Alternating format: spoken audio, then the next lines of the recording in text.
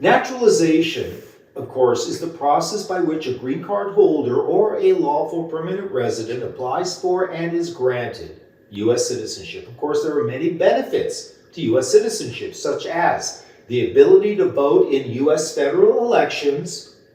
The person can remain outside the U.S. for a lengthy period of time without worrying about abandoning their immigration status, as is the case with lawful permanent residents who, if they're outside the U.S. for over a year, they could be deemed to have abandoned their green card. Also, U.S. citizenship provides the ability to petition additional family members, such as married children, parents, and siblings.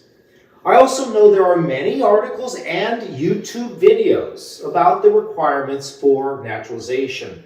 But you know, this video will be different.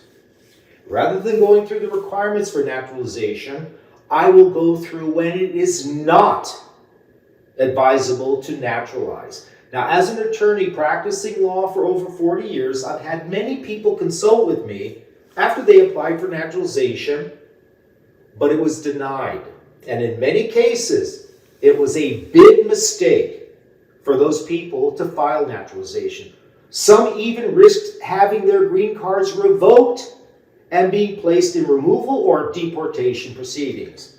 Now, here are some of the reasons a person should not file for naturalization. And if any apply to you, you should consult with an attorney before filing. So make sure to watch this video until the end, because maybe if you're thinking of naturalizing, one of these grounds or reasons may be a reason for you not to naturalize. Not lawfully admitted. Now, this typically means a person may have been granted their green card, let's say through fraud or mistake. The fraud or mistake may not have been discovered when they were granted their green card, but when they eventually apply for naturalization, you know, their entire immigration file is opened up. The officer goes into their background and their immigration history, and it's almost as though a brand new investigation is being conducted by the USCIS officer. And typically, if they were lucky enough to get the green card, they get caught when they file for naturalization. Now, that's when their fraud is discovered. And so not being lawfully admitted could include several items.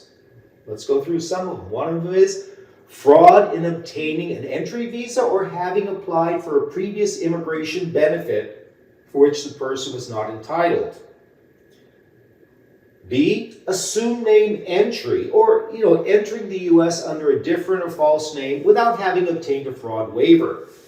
C, obtaining a green card, let's say through a fixed marriage. D, applying for naturalization after 3 years based on having married to and living with a U.S. citizen. But the couple had already separated, or they may have never lived together. In fact, I had a case once where a woman married a U.S. citizen, never lived with him. She was able to get her green card, her conditional green card. 2 years later, she went back. She even got the conditions removed. And then she applied for U.S. citizenship after 3 years. What happened at the interview was the officer asked for proof she was living with the American and she didn't have any green card revoked. She was put in deportation. E, obtaining a green card through marriage, but the person is still married to someone else. So their marriage to the U.S. citizen spouse is void and bigamous. F, obtaining a green card as single, but the person had been secretly married. G, violated their entry visa within 60 days of entry, such as entering as a tourist or visitor and immediately begin working without authorization.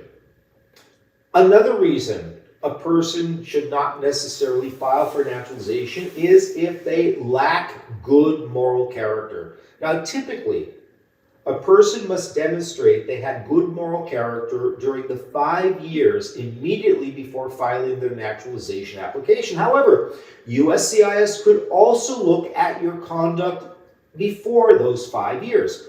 So what is good moral character? Okay, of course, while the term good moral character is vague, there are several listed crimes that would make you ineligible for naturalization.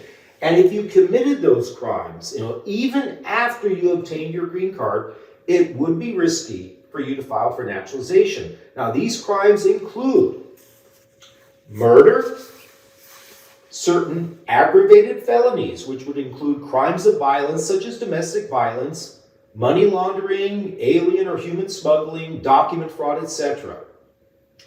Violations of controlled substance or drug laws, either you used drugs, you sold drugs, or things like that.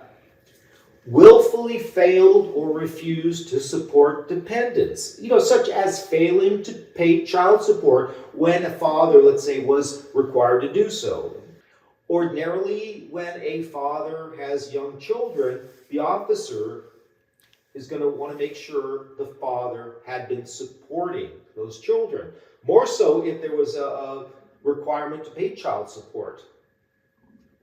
Another reason or lack of good moral character is intentionally failing to register for selective service if you are a male over 25 years of age and under 31 years of age. Now, those are a few of the reasons a person should not file for naturalization. In a future video, I will discuss additional reasons why a person may not want to file for naturalization because it could possibly be risky for their green card. So make sure, of course, to watch that future video, as well as to like, share, and subscribe to this channel. I'm Michael Gurfinkel, and thanks for watching U.S. Immigration TV.